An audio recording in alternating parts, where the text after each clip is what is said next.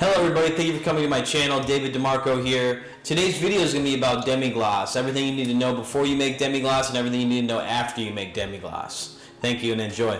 In my opinion, to make a good demi glace, you need to start with a good stock. I have a previous video that we made a stock, all the odds, all the ends you need to know about making beef stock.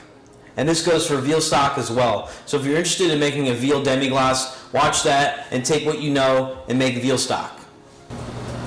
My golden percentage of beef stock to demi glace ratio is about 70-80%. You're going to need to reduce your beef stock by 70 to 80% of your total net volume you started with. This is going to allow the collagen and everything in the beef stock originally to get very, very thick, and that's going to provide a sauce without any roux or slurry added afterwards.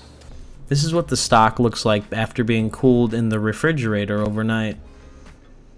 You can see the thickness and the viscosity of the beef stock already coming into play after being chilled. From this point on, like I said earlier, you want to reduce it 70 to 80%. This next scene is just an hour into the simmering process. You can see that it didn't go far, but it's going there. It will get there if you just give it patience and time.